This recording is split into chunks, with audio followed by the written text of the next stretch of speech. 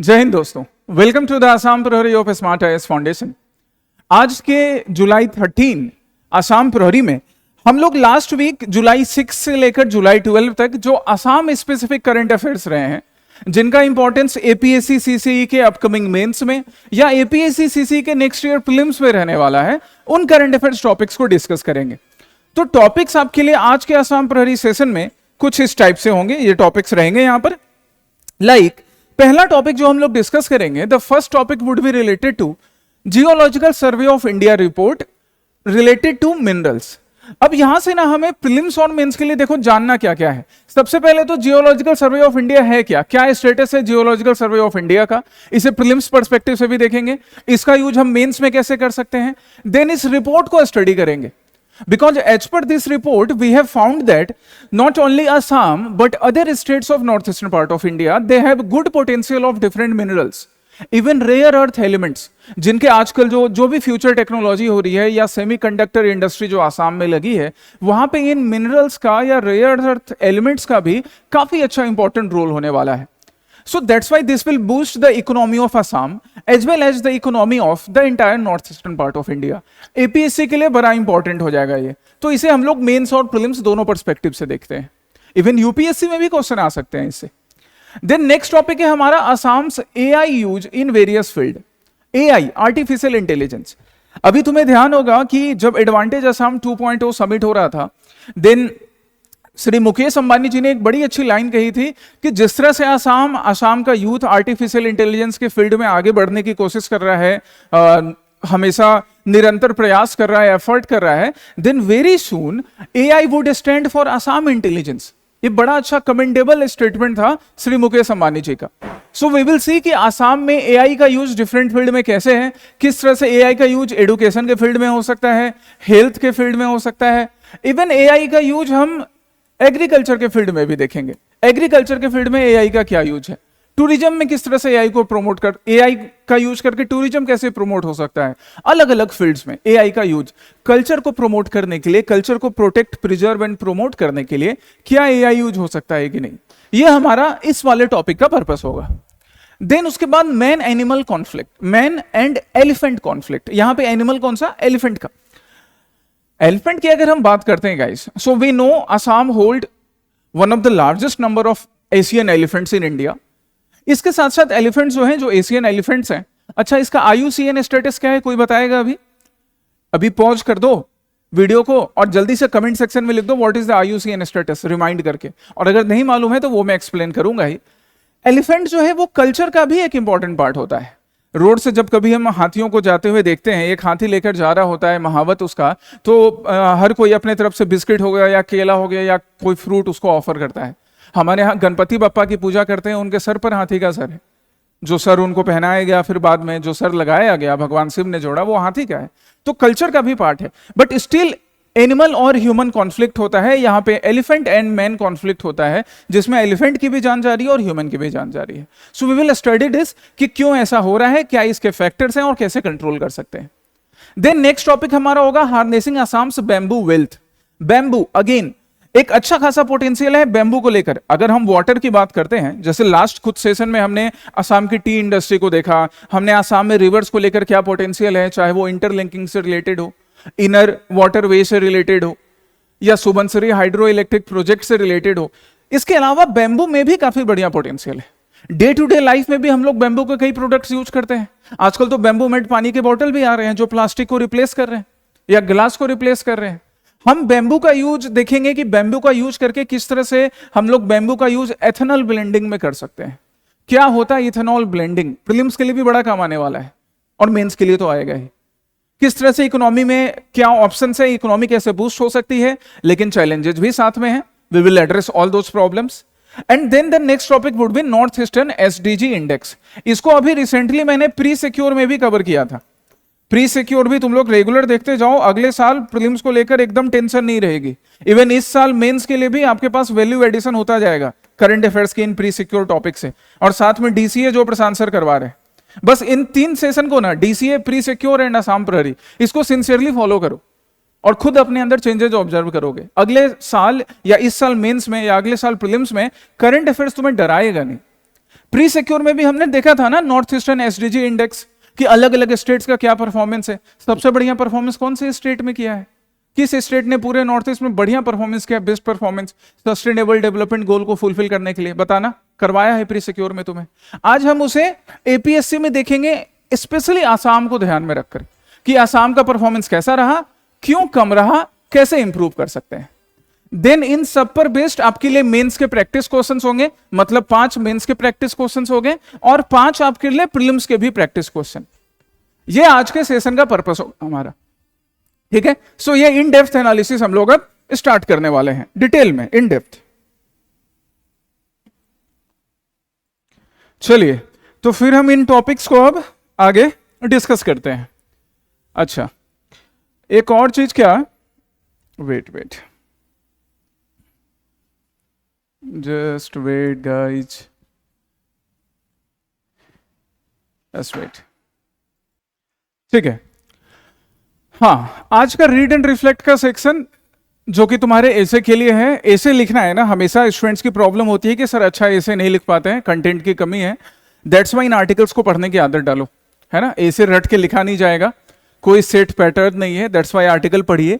एक आर्टिकल जो मैंने रीड एंड रिफ्लेक्ट में पहला आर्टिकल दिया है वो है इंडियन एक्सप्रेस का, इंडियन एक्सप्रेस जुलाई 12 का, जहां पे क्या है, for India to be a real player in the AI race parliament must step up.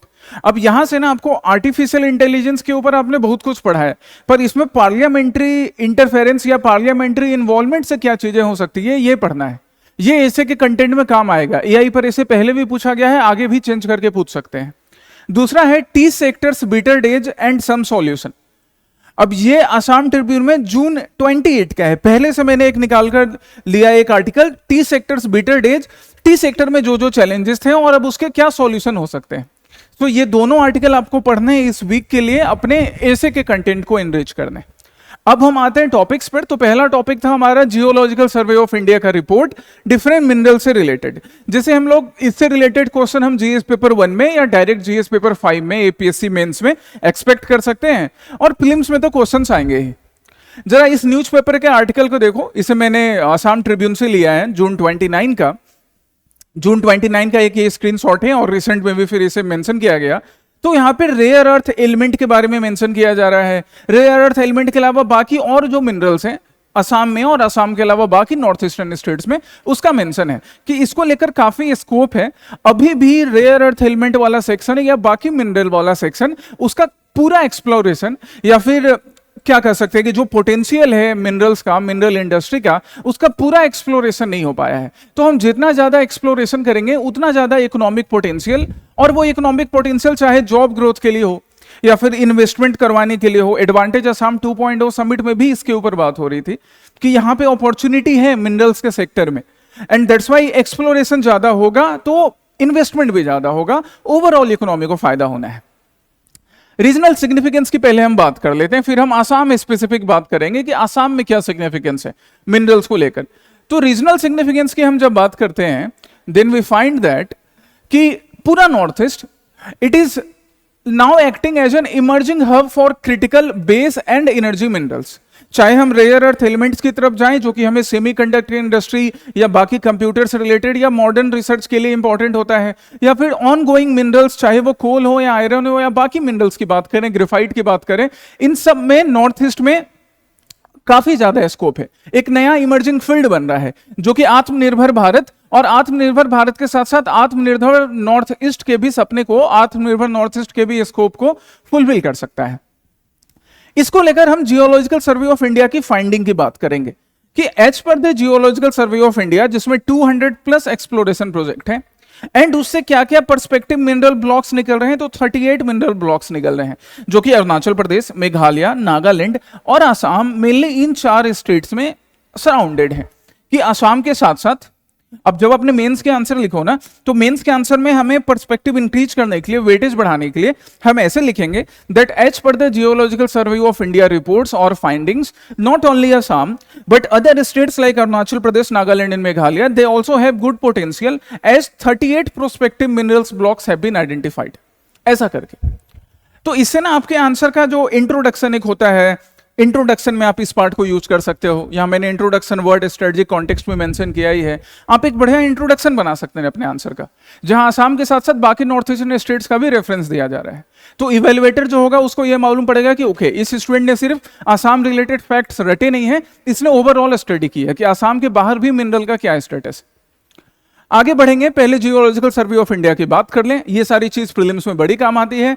तो इसका एस्टेब्लिशमेंट 1851 में हो रहा है। मतलब हम इसका देख रहे हैं कि प्री इंडिपेंडेंट के टाइम में ही, इवन प्री इंडिपेंडेंट में जब ईस्ट इंडिया कंपनी का इनडायरेक्ट रूल चल रहा था, तब ही जियोलॉजिकल सर्वे ऑफ इंडिया 1851 में सर थॉमस ओल्डहैम नाम के पर्सन थे, इन्होंने बनाया। तभी इनका मेन पर्पस था कोल रिलेटेड। ठीक है, कोल रिलेटेड किस चीज के लिए? तो रेलवेज को आगे चलाने के लिए। धीरे धीरे ये कोल से निकलकर बाकी जो मिनरल्स थे उन मिनरल्स के एक्सप्लोरेशन, आइडेंटिफिकेशन इससे रिलेटेड हो गया। हेडक्वार्टर की बात करें तो प्रेजेंट में हेडक्वार्टर कोलकाता में और 6 रीजनल ऑफिसेस हैं जो अलग अलग रीजन्स में हैं। नॉर्थ ईस्ट में हम रीजनल ऑफिस की बात करें तो रीजनल ऑफिस कहाँ है? शिलोंग। ये सब आपके प्रीलिम्स के लिए बड़ा इंपॉर्टेंट है, ऐसी चीजें प्रीलिम्स में पूछी जाएंगी। हर स्टेट का अपना एक स्टेट यूनिट होता है, but regional office north east का शिलोंग में पड़ेगा। बाकी जैसे लखनऊ हो गए, जयपुर, नागपुर, हैदराबाद एंड कोलकाता अलग अलग जोन्स के लिए हो गए, अलग अलग रीजन्स के लिए हो गए। नोडल मिनिस्ट्री, तो since geological survey of India है तो इसकी नोडल मिनिस्ट्री क्या होगी? मिनिस्ट्री ऑफ माइंस के अंदर आएगा। अब ये प्रीलिम्स के लिए इंपॉर्टेंट है, प्रीलिम्स के लिए ऐसे कंटेंट आते हैं आपके। अब हम आगे बढ़ते हैं, इस रिपोर्ट की बात करते हैं कि हम लोग आगे इस रिपोर्ट से क्या क्या फाइंडिंग आई है। इस रिपोर्ट में एक चीज के ऊपर बड़ा इंफेसाइज किया गया, रेयर अर्थ एलिमेंट्स के ऊपर। तो पहले हम देखेंगे कि what are the rare earth elements, क्या होते हैं rare earth elements. Class 10th में या क्लास 10th के बाद 11th 12th में साइंस पढ़ने के ड्यूरेशन में हमने पीरियोडिक टेबल पढ़ा था, या क्लास 9th 8th में भी पढ़ाया जाता था। पीरियोडिक टेबल में हमें रेयर अर्थ एलिमेंट, चाहे अगर आपने उस टाइम में पीरियोडिक टेबल पढ़ा हो या नहीं भी पढ़ा हो, अभी भी आप पीरियोडिक टेबल देखोगे ना तो वहां पे आपको रेयर अर्थ एलिमेंट्स जो है उनका आइडेंटिफिकेशन अराउंड 17 केमिकल एलिमेंट्स के फॉर्म में किया जाता है, जिसमें 15 जो है वो लेंथेनाइड्स हैं। ये सब प्रीलिम्स में जो जनरल साइंस के क्वेश्चंस आते हैं ना, जनरल साइंस के क्वेश्चंस, वहां पे आप यूज कर सकते हैं उसको। मेंस के आंसर में डायरेक्टली इसका रेलेवेंस नहीं है, बट प्रीलिम्स में भी हमें पढ़ना ही है। आसाम प्रहरी, प्रीलिम्स मेंस दोनों को ध्यान में रखकर। तो 15 लेंथेनाइड्स और साथ में 2 और एलिमेंट्स हो गए, स्कैंडियम और यट्रियम, इन सबको मिलाएं तो हमारा क्या हो गया? Rare earth elements. अब यहां पे आप देख लो, ये रहे rare earth elements. Now rare earth elements बुलाया इसलिए जाता था क्योंकि पहले इनका एक्सप्लोरेशन ना बड़ा रेयर होता था, इसलिए रेयर अर्थ एलिमेंट्स नाम दे दिया गया। अब धीरे धीरे इनका एक्सप्लोरेशन, इनका एक्सट्रैक्शन टेक्नोलॉजी के एडवांसमेंट के वजह से ज्यादा ईज हो रहा है, और जब इनका एक्सट्रैक्शन ज्यादा हो रहा है तो इनका कंट्रीब्यूशन जो भी राइजिंग टेक्नोलॉजीज हैं, चाहे वो सेमीकंडक्टर हो गया, कंप्यूटर से रिलेटेड हो गया, स्पेस से रिलेटेड इंडस्ट्री हो गई, इन सब में रेयर अर्थ मिनरल्स का यूज काफी बढ़ रहा है। इवन हेल्थ सेक्टर में भी ये कंट्रीब्यूट करते हैं रेयर अर्थ एलिमेंट्स हमारे। तो ये वाला आपका, ये सारे के सारे एलिमेंट्स नहीं याद रखने हैं, just pay attention.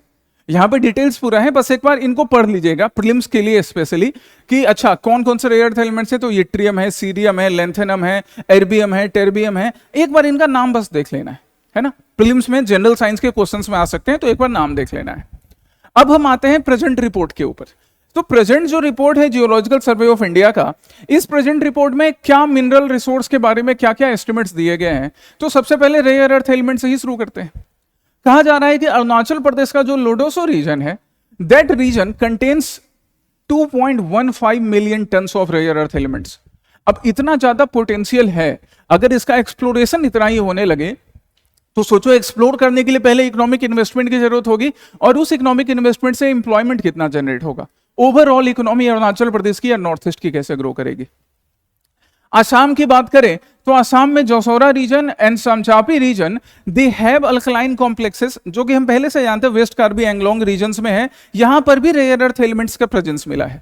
As well as Assam Meghalaya जो जेनेसिस कॉम्प्लेक्स है, it also offers additional potential.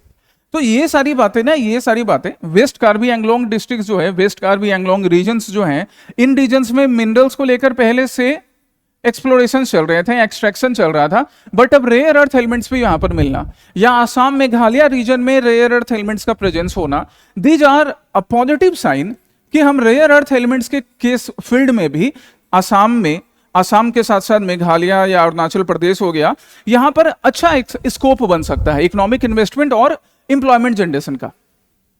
साथ ही साथ और क्या था, अरुणाचल प्रदेश की हम बात करें तो ग्रेफाइट एंड वेनेडियम के लिए भी अच्छा खासा रिजर्व मिला है, around 24.81 million tons of natural flake graphite and 17.17 million tons of vanadium resources. ये जो फिगर्स है ना, ये फिगर्स ना दो काम कर सकते हो आप, या तो आप आसाम प्रहरी से नोट्स बना लो, ये पीडीएफ तो अभी कमेंट सेक्शन में मैं पिन करके अटैच कर दूंगा, या जो मंथली कंपाइलेशन होता है उसको तो प्रिंट आउट करके जरूर नोट्स बना के रखो। मेंस एग्जामिनेशन जाने देने से पहले ना आपको ये फिगर्स देखकर जाने हैं, सो दैट आप अपने आंसर में फिगर लिख सकें, अदरवाइज जेनरिक आंसर बन जाता है। और इसलिए मैं हमेशा बोलता हूं, जो स्टूडेंट रेगुलर आंसर लिख रहे हैं, चाहे ऑफलाइन में आकर चेक करवा रहे हैं, ऑनलाइन इवेल्युएशन पे भेजकर चेक करवा रहे हैं, तुम्हारे आंसर में तुम खुद फील कर सकते हो कि तुम्हारे आंसर की वैल्यू, आंसर लिखने की स्पीड, कंटेंट की क्वालिटी इंक्रीज हो रही है। रेगुलर प्रैक्टिस कीजिए और रिवाइज भी करते जाइए, यहां से नोट्स से भी रिवाइज कर लो, या फिर अपने आंसर भी जो तुमने लिखे हैं इवेल्युएट होने के बाद वहां से भी रिवाइज कर सकते हो कि अच्छा ये पॉइंट हमने अच्छे लिखे थे। फिर हम बाकी रिसर्च पर चलते हैं। ये एक मैप है, this map can be used, जब सपोज हम मेंस के लिए आंसर लिख रहे हैं तो हम वहां पे मैप बनाकर दिखा सकते हैं कि इन रीजन्स में, इसमें पूरा entire north eastern part represent हो रहा है कि इस तरह से रेयर अर्थ एलिमेंट्स या बाकी मिनरल्स का प्रेजेंस दिखता है। ओके, नाउ हम बाकी की मिनरल्स के बारे में बात करते हैं। तो हम पहले लाइम स्टोन की बात करते हैं। लाइम स्टोन की अवेलेबिलिटी, लाइम स्टोन की अवेलेबिलिटी मेघालय में काफी अच्छी दिखी, जो around 6,600 million tons of lime stone available है।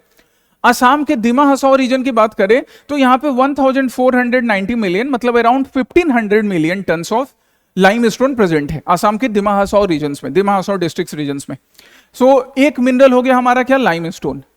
ये जो टॉपिक है ना जियोलॉजिकल सर्वे ऑफ इंडिया वाला, ये काफी टेक्निकल है, सो इसके टेक्निकल टर्म्स आपको टाइम टू टाइम रिवाइज करना है। इसको हर वीक रिवाइज कर लो, मेंस तक अच्छे से तुम्हारा कंटेंट दिमाग में सेट रहेगा। कोल की बात करते हैं तो कोल की बात करेंगे तो कोल का प्रेजेंस पहले से आसाम में, मार्गरेटा रीजन में और बाकी रीजन्स में पहले से मालूम ही था, but as per the new research coal के जो कंटेंट है या कोल का एक्सप्लोरेशन जो है वो आसाम मेघालय रीजन में और इंक्रीज हो सकता है, जो कि power sector and cement sector में कंट्रीब्यूट करता है। यहां पर एक काम तुम करना, जब आंसर लिखना तो आपके लिए आसाम का मैप इंपॉर्टेंट है कि आप आसाम का मैप ड्रॉ करो। आप मैप ड्रॉ करके बताओ कि कोल कहां कहां पर आपके लिए प्रेजेंट है स्पेशली। देन आयरन ओर की बात करें तो आयरन ओर की बात करेंगे तो Chandardinga region in Dhubri, it holds around 18.29 million tons of iron, मतलब किसी भी मिनरल की कमी नहीं है, ऑलमोस्ट सारे मिनरल मिल रहे हैं। इवन प्लेसर गोल्ड डिपॉजिट्स भी, सुबनसिरी रिवर की बात किया था हमने लास्ट क्लास में, लास्ट सेशन ऑफ आसाम प्रहरी में, सुबनसिरी जब हाइड्रो इलेक्ट्रिक प्रोजेक्ट की बात कर रहे थे तो सुबनसिरी रिवर में एल्यूबल गोल्ड डिपॉजिट भी मिलता है, and that is a good indication. Rocky भाई कोलार गोल्ड फील्ड से सारा गोल्ड ले गए, लेकिन फिर भी गोल्ड बाकी जगहों पर मिल रहा है, या रिवर में भी एल्यूबल डिपॉजिट्स के फॉर्म में मिल रहा है। इसका मतलब कि अगर हम अप स्ट्रीम वाले रीजन में जाएंगे, तो then we can find more gold deposits, हम ढूंढ सकते हैं। एक्सप्लोरेशन करने के लिए फ्यूचर में भी काफी स्कोप है। फिर उसी तरह ग्लास सैंड हो गया, या टाइटेनियोफेरस बॉक्साइट हो गया, ग्राउंड वाटर होस्टेड लिथियम हो गया, ये सारे मिनरल्स जो है ना, ये सारे मिनरल्स, सिर्फ कोल नहीं, कोल के साथ साथ आयरन है, प्लेसर गोल्ड डिपॉजिट्स है, सैंड है, ग्लास सैंड है, लिथियम है, ये सारे मिनरल्स न्यू टेक्नोलॉजिकल एडवांसमेंट के लिए या किसी भी कंट्री के इकोनॉमिक डेवलपमेंट के लिए काफी इंपॉर्टेंट होते हैं। नाउ स्ट्रेटेजिक इंप्लीकेशन क्या होगा, critical mineral security. Critical mineral security ना सिर्फ नॉर्थ ईस्टर्न रीजन के लिए या पर्टिकुलर किसी स्टेट के लिए, बट एंटायर इंडिया के लिए critical mineral security that is very much necessary. हमारा डिपेंडेंस फॉरेन नेशंस पे या इंपोर्ट पे कम हो जाएगा, इंपोर्ट रिडक्शन उसके वजह से कम हो रहा है। तो जब हमारी सिक्योरिटी बढ़ रही है तो देखो हमने उसको कनेक्ट किससे कर लिया कि हमारा इंपोर्ट रिडक्शन होगा, जिसके लिए अभी हम लार्जली किस पे डिपेंडेंट रहते हैं, चाइना पे, और इवन समटाइम्स यूएसए पे भी या बाकी नेशंस पर। अब इनके साथ हमारे रिलेशन डमाडोल हालात में चल रहे हैं, तो जब डमाडोल हालात में रिलेशन हमारे फिक्स नहीं दिख रहे हैं कि हमारा रिलेशन आगे अच्छा होगा चाइना के साथ या यूएसए के साथ, तो अगर हम एक्सप्लोरेशन करें क्रिटिकल मिनरल के लिए, रेयर अर्थ एलिमेंट्स के लिए और बाकी मिनरल्स के लिए, तो आगे हमारी डिपेंडेंसी उन नेशन पे कम रहेगी, रिलेशन जैसे भी हो हम सेल्फ डिपेंडेंट रहेंगे। देन चलिए फिर क्या है, रीजनल डेवलपमेंट एंड कनेक्टिविटी। अब अगर ग्रेफाइट है, प्लेसर गोल्ड डिपॉजिट्स है, रेयर अर्थ एलिमेंट्स हैं, कोल है, अगर इनका एक्सप्लोरेशन नॉर्थ ईस्ट के स्टेट्स में ज्यादा होने लगे तो बाकी, अब सपोज गुजरात से इन्वेस्टमेंट हो रहा है या इंडिया के बाहर से इन्वेस्टमेंट हो रहा है, फॉरेन इन्वेस्टमेंट भी हो रहा है, तो धीरे धीरे अब इन सामान को ले जाने के लिए नॉर्थ ईस्ट की एक जो कनेक्टिविटी की इशू होती थी, और कनेक्टिविटी इशू सिर्फ पॉलिटिकल विल पावर कम होने की वजह से नहीं थी, कनेक्टिविटी की इशू सिर्फ इस वजह से नहीं थी कि कभी पहले डिस्टर्ब रीजन्स होते थे कुछ, कनेक्टिविटी की इसका एक मेन रीजन ये भी होता था कि इकोनॉमिक इन्वेस्टमेंट, फाइनेंशियल इन्वेस्टमेंट कम होता था। जब इन्वेस्टमेंट कम है तो सरकार भी, इन्वेस्टमेंट कम होने के कारण सरकार भी कनेक्टिविटी पर, इंफ्रास्ट्रक्चर डेवलपमेंट पे कम काम करती थी। अब जब पोटेंशियल होगा तो इकोनॉमिक कनेक्टिविटी बढ़ जाएगी। इंप्लॉयमेंट की बात करें तो yes, it will be value addition in case of employment, employment generation तो हो ही रहा है। सो इंप्लीकेशन हर फील्ड में पड़ रहा है, दैट्स वाई पॉजिटिव है ये रिपोर्ट हमारा। डिफरेंट जॉब्स में, डिफरेंट फील्ड में जॉब्स क्रिएशन का काम करेगा। इवन एडवांटेज असम समिट का एग्जांपल दे सकते हो, दैट एडवांटेज असम समिट में भी जो कमिटमेंट है 5.18 लाख करोड़ का, वो पोटेंशियल जो 2 लाख डायरेक्ट जॉब क्रिएट कर सकता है। और ये जो स्टेटमेंट है ना, this statement was used by honourable Himanta Biswa Sharma sir, the honourable chief minister of Assam. इन्होंने ये स्टेटमेंट दिया था कि एडवांटेज असम 2.0 जो समिट है उसमें अगर सपोज हम इस इन्वेस्टमेंट की बात करें, एक अच्छा फिगर है, then 2 lakh direct jobs create हो सकते हैं। और ये 2 लाख डायरेक्ट जॉब्स क्रिएट करने के लिए, इन्वेस्टमेंट लाने के लिए आपके पास एक स्कोप है कि आप मिनरल्स के केस में जो जियोलॉजिकल सर्वे ऑफ इंडिया ने नया रिसर्च पब्लिश किया है, नया रिसर्च सबमिट किया है, आप उसको यूज करके इन्वेस्टमेंट अट्रैक्ट कर सकते हो। सो हमें करना क्या है ना, हमें 2 चीजों को कनेक्ट करना है। एक तरफ एडवांटेज असम है, एडवांटेज असम समिट जो कि इन्वेस्टमेंट पूल करने का काम कर रहा है। कैसे पूल करेगा, तो हम क्या करेंगे, मिनरल्स फील्ड में यहां पर इन्वेस्टमेंट लाने का काम करेंगे। इन 2 पॉइंट को कनेक्ट कर लिया हमने। But there are some considerations, there are some concerns as well. Concerns क्या, specially environmental and social considerations, जैसे फ्रेजाइल इकोसिस्टम। अब फ्रेजाइल इकोसिस्टम क्या है, नॉर्थ ईस्टर्न स्टेट्स की बात करें, यहाँ की इकोलॉजी की बात करें, तो कई ऐसे रीजन होते हैं ना जहां पर जो बायोडाइवर्सिटी रिच रीजन्स है। अब उसी बायोडाइवर्सिटी रिच रीजन्स में वहां पे मिनरल्स एक्सप्लोरेशन हो रहा है, मिनरल्स के बारे में मालूम पड़ रहा है, चाहे वो शिलोंग का रीजन हो या आसाम का रीजन हो या नागालैंड, अरुणाचल प्रदेश का रीजन हो। अब एक बार जब वहां पे एक्सप्लोरेशन स्टार्ट हो जाएगा, एक्सट्रैक्शन स्टार्ट हो जाएगा, then it can affect the environmental status, the biodiversity of that region. इसलिए जरूरत क्या होती है, एनवायरमेंटल इंपैक्ट असेसमेंट को प्रॉपर करवाने की। बट कई बार स्ट्रिंजेंट एनवायरमेंटल इंपैक्ट असेसमेंट की वजह से इशू क्या होते हैं कि ऐसे इकोनॉमिक जो इन्वेस्टमेंट होते हैं वो डिले हो जाते हैं, या फिर बड़ी जो इंडस्ट्रीज होती है वो इन्वेस्टमेंट करने से पहले सोचने लगती है। फिर उसके बाद अब इकोसिस्टम के साथ साथ या एनवायरनमेंट के साथ साथ अब उसको हम फॉरेस्ट राइट से भी कनेक्ट कर लेते हैं। Land and forest rights of different tribes. We have multiple tribes living in different parts of north eastern India, उनके अपने अपने लैंड राइट्स हैं। तो हमें एक तरफ उनके लैंड राइट्स, उनके कल्चरल राइट्स को भी एड्रेस करना है और इकोनॉमिक डेवलपमेंट को भी लेकर चलना है। अब ये चैलेंज लोकल गवर्नमेंट के पास है कि लोकल गवर्नमेंट इस चैलेंज को कैसे एड्रेस करे, लोकल पीपल को इन्वॉल्व करे, डिसीजन मेकिंग में उनका भी इंपॉर्टेंट रोल हो, उनका डिस्प्लेसमेंट नहीं हो। ये एक कंसर्न है, ये एक कंसिडरेशन है जिसको ध्यान में रखना है। दूसरा क्या, वाटर एंड वेस्ट मैनेजमेंट। अब कहीं भी, जैसे हमने लास्ट क्लास में, लास्ट असम प्रहरी के सेशन में हमने ग्राउंड वाटर में आर्सेनिक कंटेंट की बात की थी कि आर्सेनिक कंटेंट कोल या फिर आयरन माइन से आर्सेनिक का लीचिंग होता है, वो ग्राउंड वाटर तक पहुंचता है, जिससे आर्सेनिक पॉल्यूशन हो रहा है ग्राउंड वाटर में। अब जब हम फिर से इन मिनरल्स का एक्सप्लोरेशन स्टार्ट करेंगे ना, तो there can be a chance कि ऐसा लीचिंग फिर से स्टार्ट या और ज्यादा इंक्रीज हो जाए। सो वो भी एक कंसिडरेशन है। इन कंसिडरेशंस को ध्यान में रखकर तब हम लोग आगे एक्सप्लोरेशन बढ़ा सकते हैं। तो हमारे लिए वे फॉरवर्ड क्या होगा, वे फॉरवर्ड होगा integrated mineral planning. Integrated mineral planning, अब इसके लिए नॉर्थ ईस्ट मिनरल विजन 2040 जो है दैट इज इंपॉर्टेंट, जिसका प्रॉपर इंप्लीमेंटेशन करवाना जरूरी है। Then local beneficiaries. अब लोकल बेनिफिशिएशन जब हम करवाएंगे ना, तो अभी हम जिन ट्राइब्स की बात कर रहे थे कि जो ट्राइब्स हैं स्पेशली इनके कल्चरल राइट्स हो गए या फिर इनके बाकी ट्रेडिशनल राइट्स हो गए, जिनके हार्म होने का नुकसान होता है जब लार्ज लेवल पर माइनिंग चलेगी। बट अगर हम इनके बेनिफिट्स को पहले एड्रेस कर लें, पहले हम इन कम्युनिटीज को साथ में ले लें, तो चाहे वो सीमेंट प्लांट हो, ग्रेफाइट प्लांट हो, कैसा भी प्लांट हो, उसको लगाना आसान हो जाएगा। स्किल डेवलपमेंट की जरूरत है, एंड सो स्किल डेवलपमेंट के लिए mineral and metal skill centres अलग अलग रीजन्स में स्टैब्लिश करने चाहिए। Research and innovation, research and innovation अगर हम करें, जैसे एक एग्जांपल हमने यहाँ क्या देखा है, डीआरडीओ एंड आईआईटी गुवाहाटी का। तो डीआरडीओ एंड आईआईटी गुवाहाटी जो है वो रिसर्च एंड डेवलपमेंट कर रही है रेयर अर्थ एलिमेंट्स को लेकर, कि किस तरह से हम रेयर अर्थ एलिमेंट्स को यूज कर सकते हैं, उनके प्रोटोटाइप्स कैसे डेवलप कर सकते हैं। तो जब हम ऐसा रिसर्च करेंगे, ऐसा इनोवेशन लाएंगे, तो एक्सप्लोरेशन भी इजी हो जाएगा, उसको लेकर जो एनवायरमेंटल कंसर्न है वो भी कम हो जाएंगे, and so then we can follow sustainable mining practices.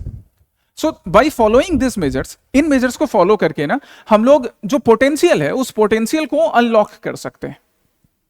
And that's why you can conclude in this manner. Conclusion मैंने अलग से भी अटैच कर दिया है लास्ट कुछ सेशन से आसाम प्रहरी के। तुम्हें मेंस के क्वेश्चन के साथ साथ मैं कंक्लूजन भी दे दे रहा हूं। आज अलग से इंट्रोडक्शन वाला पार्ट भी दे दिया था कि आंसर शुरू करना और आंसर को कंक्लूड करना ये स्टूडेंट के लिए एक बड़ा चैलेंज होता है, वो चैलेंज नहीं रहे, आप अच्छे से कंक्लूड कर पाओ आंसर को। तो हम लोग अगर इन तरीकों के अडॉप्ट करें, जो कंसिडरेशंस थे उनको एड्रेस करें, then obviously second north eastern geology mining, जैसे अभी जो गवर्नमेंट ऑफ इंडिया करवा रही है second north east geology and mining ministers conclave, जो रिसेंटली कंक्लूड हो रहा है जून 2025 में, इन सब में जो भी विजन्स लिया गया है ना, उन विजन को फुलफिल कर सकते हैं। जैसे ये जो हम जिस इवेंट की बात करें, जिस कॉन्क्लेव की बात करें, इसका पर्पस यही था to promote sustainable and scientific mining, improve ease of doing business in the resource sector and strengthen centre state coordination for balanced regional development. मतलब हम अगर मिनरल एक्सप्लोरेशन की बात करें तो सस्टेनेबल होना चाहिए, साइंटिफिक माइनिंग टेक्निक अडॉप्ट करके, ईज ऑफ डूइंग बिजनेस जो है वो इंप्रूव होना चाहिए ताकि लार्ज स्केल पर इन्वेस्टमेंट हो सके, बट साथ ही साथ सेंटर स्टेट कोऑर्डिनेशन इसके लिए जरूरी है। Now that was the purpose of second Northeast Geological Mining Ministry Conclave।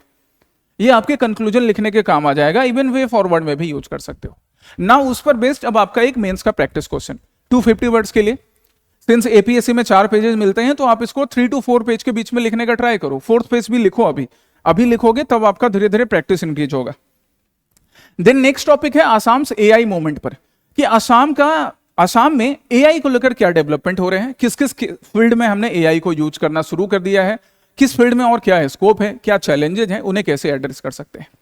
चलिए अब उसके लिए हम इंट्रोडक्शन ऐसे स्टार्ट करेंगे that artificial intelligence AI is no longer a distant technology but a rapidly diffusing force across Assam's agriculture, healthcare, culture, industry, इन सब चीज में।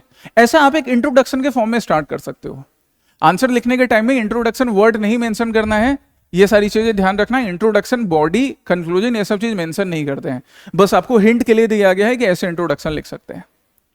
आप इंट्रोडक्शन लिखने के टाइम में ही, यहां देखो एक एग्जांपल हमने कहां से लिया, हमने एग्जांपल लिया बॉरपेटा डिस्ट्रिक्ट से, कि बॉरपेटा डिस्ट्रिक्ट में आर्टिफिशियल इंटेलिजेंस का एक बड़ा अच्छा यूज किया किन्होंने, श्री प्रसेनजीत शर्मा ने।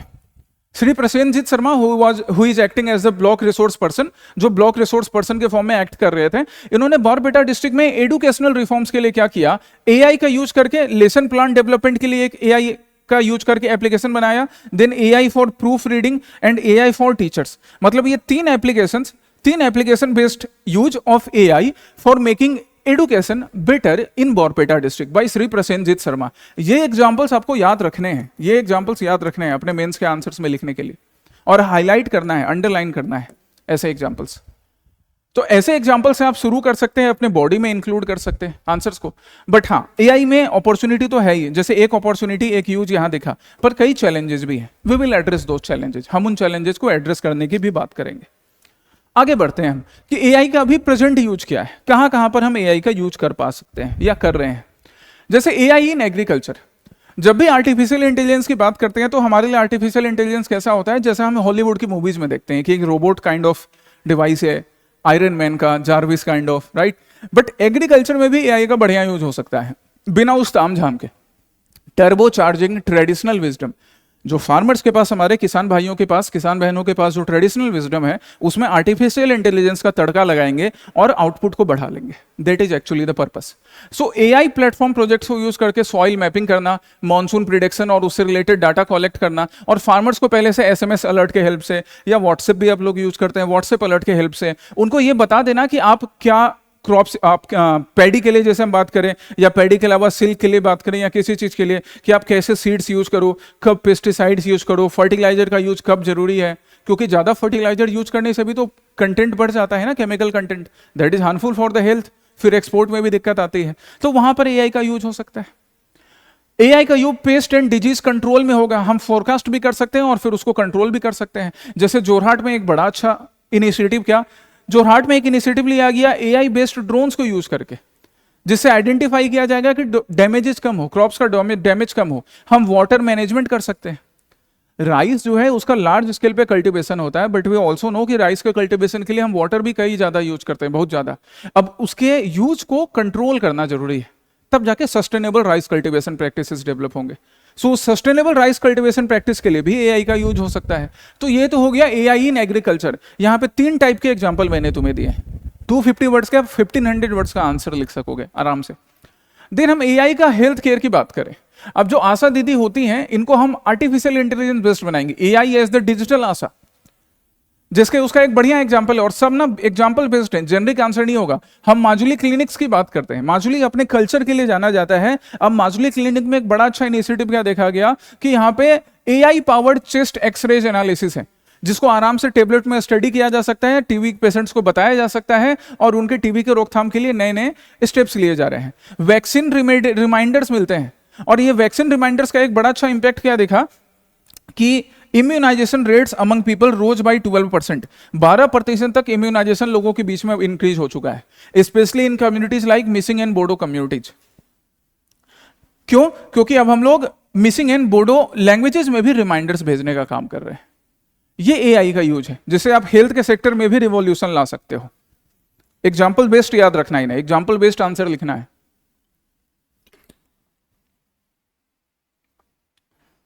चलिए, देन हम नेक्स्ट फील्ड में एआई का यूज देखते हैं। अब हमने एआई का यूज देखना है किसमें? कल्चरल एंड वर्नाकुलर लैंग्वेज के प्रिजर्वेशन एंड प्रमोशन में। तो हमने क्या किया कि जो भी फोकलोर होते हैं, folklores related to Deori, related to Karbi and related to अलग डिफरेंट कम्युनिटीज, डिफरेंट पीपल्स, उनसे रिलेटेड फोकलोर्स को, फोक टेल्स को, उनका जो स्क्रिप्चर्स है, उनके जो लिटरेचर है, जो कुछ भी नॉलेज है, इंडिजीनियस नॉलेज है, उनको हमने स्टोर किया किस फॉर्म में? डिजिटल फॉर्म में, लोकल डायलेक्ट को यूज करते हुए। हैंडलूम इनोवेशन के लिए हमने यूज किया, इससे भी कल्चरल प्रिजर्वेशन हो रहा है। जैसे बड़ा अच्छा एक यूज क्या है, देखो ध्यान दो कि सवालकुची के जो व्यूअर्स हैं ना, इन्होंने एआई का यूज किया, जनरेटिव एआई टूल्स का, कि नए पैटर्न्स हमें मिले मेखला चादर के डिजाइन के लिए। अब मेखला चादर का डिमांड काफी इंक्रीज डिमांड है, आसाम में भी और आसाम के बाहर भी धीरे धीरे इंक्रीज हो रहा है। अब हमें यहाँ क्या चाहिए? यहाँ पे हमें नए नए पैटर्न्स चाहिए कि नए पैटर्न्स कैसे डेवलप करें जिससे कि डिमांड मल्टीपल रीजन में हो। हर रीजन का अपना एक स्पेसिफिक डिमांड होता है। जिस डिजाइन को अभी आसाम में लोग पसंद कर रहे हैं, इट इज नॉट नेसेसरी ना कि आंध्र प्रदेश में भी वैसा ही पसंद किया जाएगा। तो हमने एआई का यूज किया, क्या यूज किया कि भैया आंध्र प्रदेश में अगर कोई डिजाइन चल रही है, जैसे सपोज कलमकारी टेक्निक वहां पे चलती है, वहां पे कौन सा डिजाइन कलमकारी से बना रहे थे, क्या हम एआई का यूज करके या उस डिजाइन को हम सुआलकुची में या बाकी रीजन में मेखला चादर पे बना सकते हैं? एआई ने आपको पैटर्न बता दिया, आपने उसे ड्रॉ किया, आपका डिमांड जो मेखला चादर बन रहे हैं, या सपोज साड़ी में यूज किया जाएगा या बाकी प्रोडक्ट्स में, वो वहां भी यूजफुल हो जाएगा, डिमांड में आ जाएगा। एआई का यूज एडुकेशन में, अब एडुकेशन में एआई का यूज बिल्कुल नहीं छिपा है, उसके लिए कई सक्सेसफुल एग्जांपल हैं। हमने प्रसेनजीत शर्मा साहब का भी एग्जांपल देखा। यहाँ पे हम आइरिस नाम के एक ऐप का आइरिस नाम के एक नॉर्थ ईस्ट इंडिया का पहला ह्यूमनॉइड एआई टीचर की बात कर सकते हैं, जो कि डेवलप किया गया in collaboration with maker labs edutech, gap को फुलफिल करने के लिए। और ये रिसेंटली प्री सिक्योर में भी हमने डिस्कस किया था। अगेन देखो यहाँ पर फिर से आया, हमने एग्जांपल क्या लिया, that Assam state school education board, इन्होंने 3 इलेक्टिव सब्जेक्ट्स की नए ऑप्शंस दिए हैं अभी, जिसमें एक है artificial intelligence, financial literacy and sign language. हमने ये क्वेश्चन किया था ना साइन लैंग्वेज से रिलेटेड प्री सिक्योर में। तो यहां पर एग्जांपल जानबूझ के मैंने साइन लैंग्वेज का भी अलग से दिया है। जब भी आप आंसर में लिख रहे हो, आप आंसर में डायरेक्ट एक स्टूडेंट ऐसे लिख सकता है that ASSEB they have announced elective subjects where students can opt AI, लेकिन आप पूरा लिखिए where students can opt AI along with financial literacy and sign language. तो इवेलुएटर को मालूम होगा कि ठीक है ये पूरा जानता है, सिर्फ एआई का ही रट के नहीं आया है। सो इन डिफरेंट फील्ड्स, इन सारे फील्ड्स में एआई का एप्लीकेशन हो सकता है, और उसका एप्लीकेशंस के लिए आसाम स्किल यूनिवर्सिटी भी है।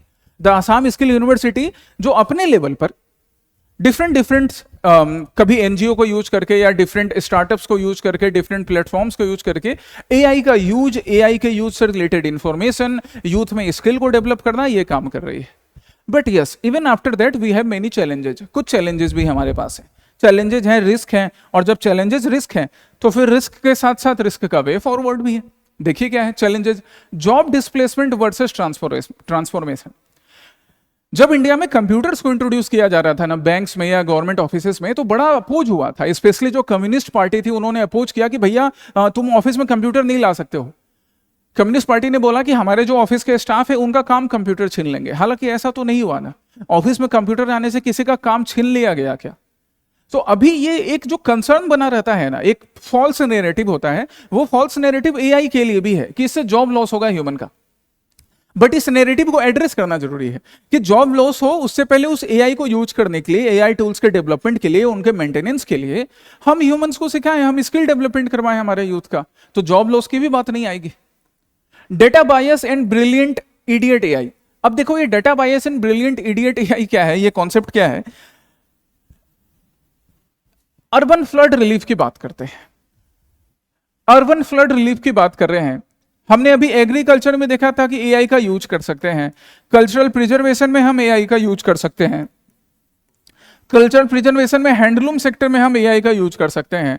सो if we apply this data, क्या क्या हमें नीड है, किस तरह से हम एआई के एप्लीकेशन हैंडलूम में या कल्चरल प्रिजर्वेशन में, डिफरेंट इंडिजीनियस लैंग्वेज के कल्चर या उनके कल्चरल टेक्स्ट के प्रिजर्वेशन में या एग्रीकल्चर में कर सके, तो जो कंसर्न रहता है कि एआई के यूज से लोकल कल्चर है वो खत्म हो जाएगा, वो नहीं होगा। Then digital and power divide. अब डिजिटल एंड पावर डिवाइड क्या है, इंडिया में अभी भी चाहे इलेक्ट्रिसिटी की बात करें, अब इलेक्ट्रिसिटी तो गांव गांव तक पहुंच गई है, लेकिन रिलायबल इलेक्ट्रिसिटी हो या फिर बिना किसी प्रॉब्लम की electricity through out the day available हो, ये अभी भी एक कंसर्न रहता है और रिमोट रीजन में रहता है।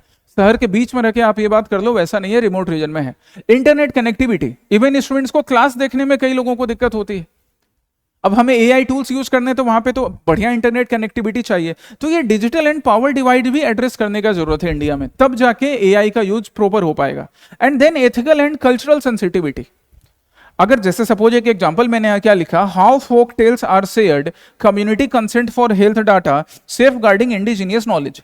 अब फोक टेल्स का, किसी भी फोक टेल को हम एक एग्जांपल लेते हैं फोक टेल से रिलेटेड, जैसे अंगुलीमाल डाकू का एग्जांपल, जो भगवान बुद्ध का बताया जाता है कि गौतम बुद्ध जो थे, गौतम बुद्ध अंगुलीमाल डाकू के पास जाते हैं और फिर उसे बताते हैं कि तुमने ये जो लोगों को मारने का और उनकी उंगली काट कर नेकलेस पहनने का जो तुमने अपना आदत बना रखा है वो गलत है, this livelihood opportunity is wrong. अब ये बात किस तरह से समझाई जा रही है।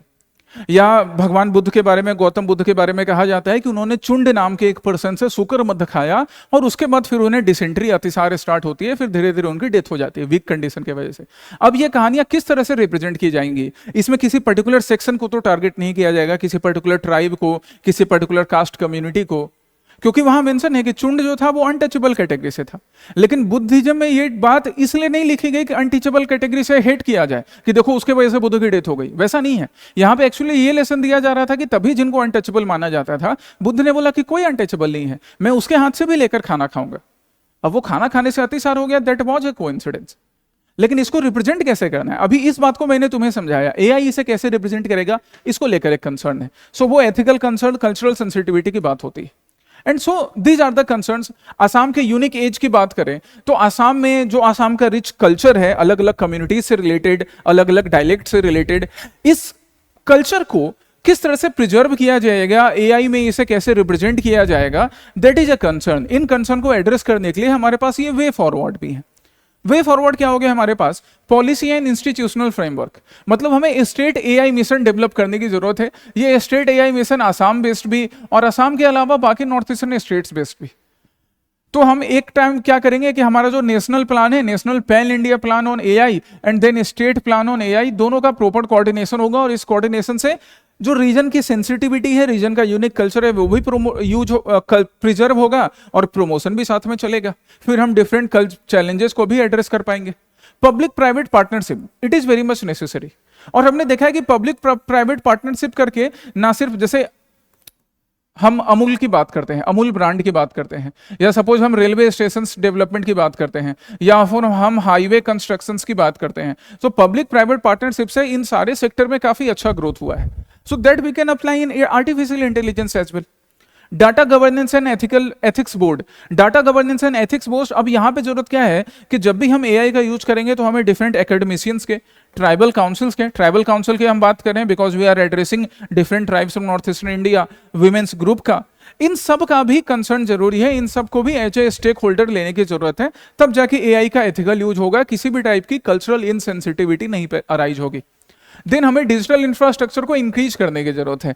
इंक्रीज करने के साथ साथ इसका इक्विटेबल शेयरिंग भी होना चाहिए। मतलब रिमोट रीजन्स में भी लोगों के पास ब्रॉडबैंड कनेक्टिविटी, इंटरनेट कनेक्टिविटी और डिजिटल जो भी इंफ्रास्ट्रक्चर है, मोबाइल है, लैपटॉप है, कंप्यूटर्स है, वो सारी चीजें प्रेजेंट होनी चाहिए। AI literacy and skilling, agriculture में एआई का यूज कैसे हो सकता है, हेल्थ केयर में एआई का यूज कैसे हो सकता है, इसके लिए स्किल ट्रेनिंग की भी जरूरत है। Localised AI research grants, localised AI research centres.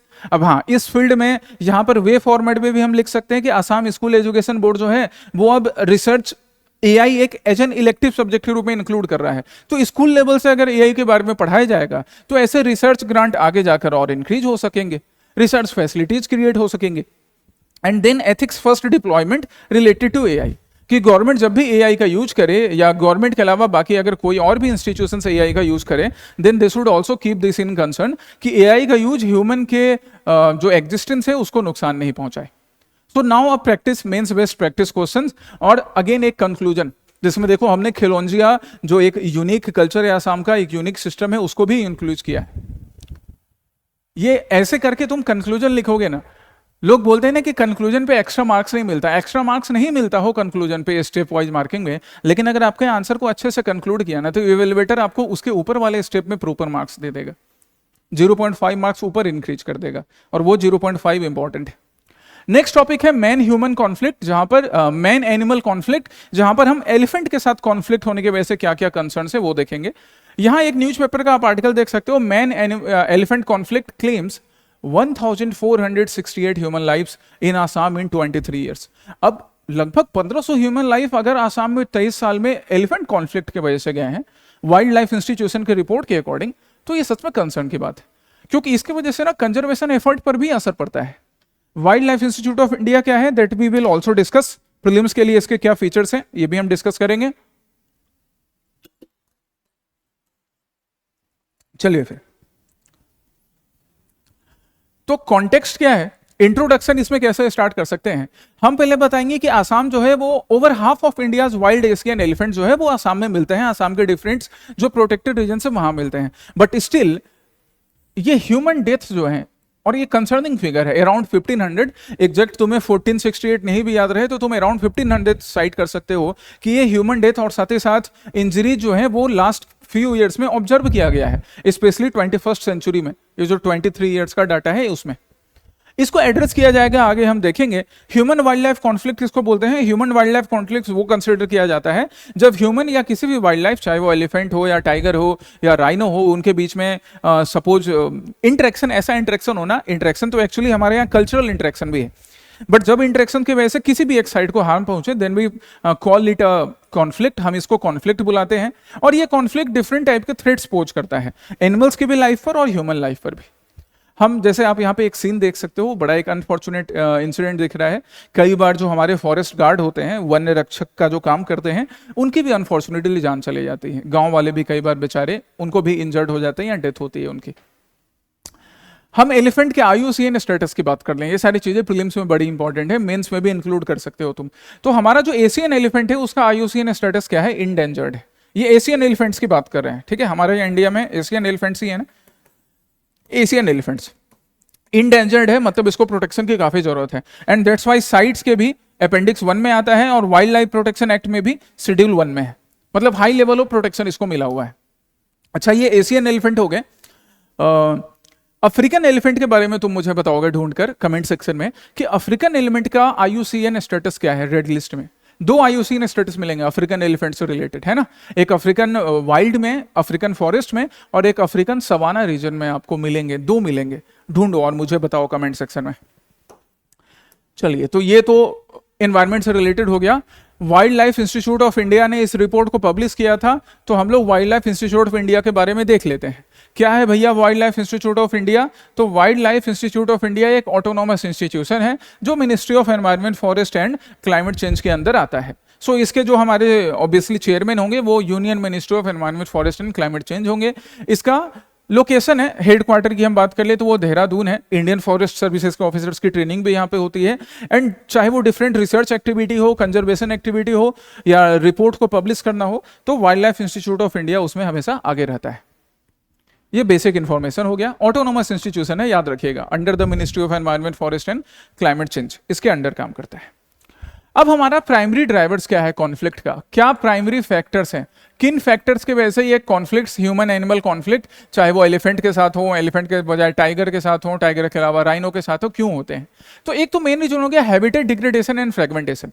Human activity की वजह से, चाहे वो हम टी प्लांटेशन की बात करें, टिम्बर प्रोडक्ट्स कलेक्ट करने की बात करें, बाकी फॉरेस्ट प्रोड्यूस कलेक्ट करने की बात करें, एक्सपेंशन हमारा हो रहा हो, उसके वजह से हैबिटेट लॉस तो हो रहा है, डिफॉरेस्टेशन हो रहा है। एंड दैट्स वाई ये एनिमल्स जो पहले अपने घरों में जंगल में रहते थे, अब हमने उन जंगलों को काटकर वहां अपना ह्यूमन जंगल बसा दिया है, सीमेंट का जंगल बना रहे हैं, तो हैबिटेट लॉस उनका हो रहा है।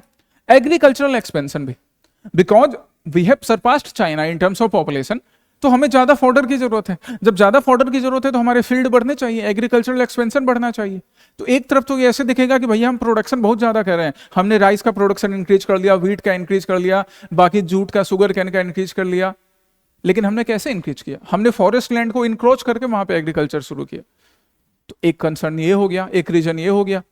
देन फिर क्या, इंफ्रास्ट्रक्चर हैजार्ड्स, इलेक्ट्रोक्यूशन की वजह से, ट्रेन कॉलिजन की वजह से, एक्सीडेंटल फॉल की वजह से। अभी एक्सीडेंटल फॉल कभी कैनाल्स में होता है या माइंस में होते हैं, ट्रेन कॉलिजन की वजह से हमने देखा भी है। जब हम ट्रेन की बात कर रहे थे, हम बात कर रहे थे कि किस तरह से गुवाहाटी को कनेक्ट किया जाता है, आसाम को कनेक्ट किया जा रहा है सराइदेव ब्रिज से। तो हमारे पास क्या है कि एक ही ब्रिज है। अब एक ब्रिज है जहां पे रोड कम रेल ब्रिज है, दूसरा है जिसमें सिर्फ रेल ब्रिज है। हम अलग से एक बनाने की बात कर रहे हैं हजारा रीजन से, वहां पे कई बार एलिफेंट बेचारे मारे जाते हैं, या बाकी भी जो जीव होते हैं, वन्य जीव होते हैं, ट्रेन से कॉलिजन के वजह से उनकी डेथ हो जाती है। इलेक्ट्रोक्यूशन कई बार एलिफेंट की डेथ का कारण बनता है। अराउंड 209 एलिफेंट्स मारे जा चुके हैं बिजली के तार के कॉन्टेक्ट में आने की वजह से। So these are the possible reason because of which the human animal conflict are increasing. Seasonal movements and monsoon peak. अब मॉनसून के रीजन में अभी काजीरंगा रीजन में बाढ़ आ गया। अब जब काजीरंगा के रीजन में वहां पर बाढ़ है, तो जो हमारे वन्य जीव हैं, सिर्फ एलिफेंट नहीं है ना, ये सारा जो है ना, ये आपके elephant conflict, rhino conflict, tiger conflict, सब में काम आएगा। तो अगर काजीरंगा रीजन में जो बाढ़ आ गया, तो बाढ़ के वजह से वहां टाइगर है या राइनो हो या एलिफेंट्स है, अब वो बेचारे पानी से बचने के लिए बाहर तो निकलेंगे। बाहर निकलेंगे तो पास में जो गांव बसे हैं या जो हाईवे गुजर रहा है, उस हाईवे पे कॉन्फ्लिक्ट होगा ह्यूमन के साथ, थ्रेट हो रहा है दोनों के लाइफ के लिए। एंड दैट्स वाई कुछ हॉटस्पॉट का डेवलपमेंट होता है। आप यहाँ पे आसाम के मैप को देखो, और यहाँ पे ये जो स्पॉट्स हैं, ब्राइट स्पॉट्स हैं, these are the hot spots where you can find more conflict, जहां पे आप काफी कॉन्फ्लिक्ट देख सकते हो। जिस तरह से ये कलर इंक्रीज हो रहा है लो से लेके हाई तक, इन रीजन में काफी ज्यादा एनिमल कॉन्फ्लिक्ट है, चाहे वो ग्वालपारा का रीजन हो या उदालगुरी का रीजन हो, बाकी रीजन हो। And that's why we observe this number, ये जो एक नंबर है ह्यूमन डेथ का और फिर यहाँ पे एलिफेंट डेथ का, दिस इज रियली कंसर्निंग। ये फैक्ट्स मेंस के आंसर में यूज हो सकते हैं। हम स्पेशियल पैटर्न की बात करें कि आसाम में स्पेशली किस रीजन में कहां पर कॉन्फ्लिक्ट ज्यादा हो रहे हैं, तो forest division with highest elephant death की बात करें तो Nagaon territorial division, Sonitpur west, Dhansiri, Karbi Anglong region, यहां पे एलिफेंट डेथ काफी है। हाई कॉन्फ्लिक्ट विलेजेस की बात करें तो ग्वालपारा का village, Sonitpur west, Sonitpur east, Udalguri and Golaghat, इन विलेजेस में एनिमल कॉन्फ्लिक्ट काफी है। टॉप इंसिडेंट विलेजेस की बात करें तो ये विलेजेस हमारे अलग अलग रीजन्स में विलेजेस आ रहे हैं। सो ओवरऑल असम का हर पार्ट, चाहे वो हम अपर पार्ट ऑफ असम की बात करें, lower, central, middle part of Assam की बात करें, हर रीजन में हम देखते हैं कि विलेजेस में या कई बार विलेजेस से आगे सब अर्बन रीजन में या हाईवेज पर कॉन्फ्लिक्ट ऐसे अराइज होते हैं। ये सारा जो डाटा मैंने मेंशन किया है, तो यहाँ पे आपको सारे विलेजेस या सारे रीजन का नाम नहीं याद रखना है। जब आप आंसर लिखते हो ना, तो आप इसको कैटेगरी वाइज मेंशन कर सकते हो कि वंस वी, जैसे आपने इंट्रोडक्शन कैसे स्टार्ट करा या बॉडी में आपने मेंशन किया कि 1468 ह्यूमन फर्टिलिटीज हो चुकी हैं and that are observed in this villages more, तो आपने 2 के नाम लिख लिए, 3 के नाम लिख लिए, आंसर आपका बढ़िया हो गया है। नाउ इंपैक्ट क्या होता है ह्यूमन वाइल्ड लाइफ कॉन्फ्लिक्ट का, तो loss of human life and injury है, ये तो इंपैक्ट है ही। इंफ्रास्ट्रक्चरल डैमेज है, ये भी एक इंपैक्ट हो गया। थ्रेट टू कंजर्वेशन एफर्ट, अब ये भी। एलिफेंट्स की हम बात कर रहे थे, तो एलिफेंट्स हमारे भारत के कल्चर का भी पार्ट है ना। हमने बात किया ना कि भगवान गणेश की पूजा होती है जिनके सर पर हाथी का सर लगाया गया है, तो हमारे कल्चर का भी पार्ट है। एलिफेंट जब सड़क से गुजरता है तो हम उसको खुद से केला खरीदकर या बिस्किट ब्रेड जो मिलता है लोग खिलाते हैं। लेकिन फिर भी जब ह्यूमन एलिफेंट कॉन्फ्लिक्ट होता है ना, गांव में अगर कोई इंसान मारा जाता है या इंजर्ड होता है, तो लोग इसी कंजर्वेशन को, इस कल्चर को भूलकर फिर उनके ऊपर एक थ्रेट का काम करने लग जाते हैं। So that's why conservation effort को भी थ्रेट पहुंचता है। इकोनॉमिक लॉस तो हो ही रहा है, फार्मर्स को लॉस फेस करना पड़ता है, एंड सोशल टेंशंस भी, बायोलॉजिकल बायोडाइवर्सिटी का कंजर्वेशन और ह्यूमन कॉन्फ्लिक्ट, इसके वजह से सोशल टेंशंस भी डेवलप होते हैं कई रीजन्स में। पॉलिसी रिकमेंडेशंस क्या है, किस तरह से हम इसे दूर कर सकते हैं, वे फॉरवर्ड इसके लिए क्या होगा। तो कॉरिडोर रिस्टोर करना है, जैसे एक एग्जांपल हमने दिया है सोनीतपुर एंड काजीरंगा कॉरिडोर। अगर हम कॉरिडोर रिस्टोर करें जहां पे एलिफेंट्स हैं या बाकी जो एनिमल्स हैं वो एक जगह से दूसरे जगह सेफली मूव कर सके, तो कॉन्फ्लिक्ट अवॉइड होगा। इंफ्रास्ट्रक्चर रेट्रोफिट करना, जैसे लाइव वायर्स जो होते हैं, अब इलेक्ट्रोक्यूशन की वजह से, इलेक्ट्रिक शॉक की वजह से, झटके की वजह से एलिफेंट की डेथ हो गई, उसको कैसे अवॉइड करेंगे। तो लाइव वायर में इलेक्ट्रिसिटी फ्लो के बजाय हम क्या करेंगे, बी हाइव्स या चिली ग्रीज बैरियर्स लगाएंगे। अब जो हमारे एलिफेंट्स होते हैं ना, बी हाइव्स की वजह से, मधुमक्खियों की वजह से दूर भाग जाते हैं, या चिलीज लगा दिए गए ग्रीस वायर में, तो चिली ग्रीस वायर से भी इनको इरिटेशन होता है। हम ऐसा टेक्निक यूज करेंगे जिससे एलिफेंट की डेथ नहीं होगी और वो जो एग्रीकल्चरल पार्ट है या विलेज वाला पार्ट है उस तरफ भी नहीं आएगा। हम ये नया चेंजेस यूज कर सकते हैं। अर्ली वार्निंग सिस्टम यूज करना, alternate livelihood and compensation scheme for those people who are living in those sensitive ecological regions. इन सेंसिटिव इकोलॉजिकल रीजन्स में जो लोग रह रहे हैं, अब उनकी एग्रीकल्चर प्रैक्टिसेस या उनकी बाकी टूरिज्म से रिलेटेड प्रैक्टिसेस के वजह से अगर कॉन्फ्लिक्ट ज्यादा होता है, हमने जिन भी विलेजेस का एग्जांपल लिया था, अगर सपोज उन विलेजेस में जो लोगों का मेन लाइवलीहुड अपॉर्चुनिटी वो एग्रीकल्चर है, वो पैडी कल्टीवेशन कर रहे हैं या वो टी गार्डन वर्कर्स हैं, हम उनको एक ऑल्टरनेटिव अपॉर्चुनिटी दे सकते हैं लाइवलीहुड का। अब उसके लिए हमने बाकी स्कीम्स बना रखे हैं ना। अभी हम बैम्बू के भी बात करेंगे कि बैम्बू को किस तरह से यूज किया जा सकता है, आर्टिफिशियल इंटेलिजेंस की बात कर रहे हैं हम, हाइड्रो इलेक्ट्रिसिटी की बात कर रहे हैं, तो हम उनको बाकी लाइवलीहुड अपॉर्चुनिटी में भी इंक्लूड करवा सकते हैं। पॉलिसी इंटीग्रेशन करना जिसमें स्टेट, लोकल पीपल, इन सब का यूज हो सके। और इन सब के लिए जैसे कुछ एग्जांपल्स भी हैं, जैसे project rehab. This project rehab was an initiative of khadi and village industry. यहीं से एग्जांपल मैंने लिया था किसका, ये चिली एंड ग्रीस बैरियर का या बी हाइव लगाने का।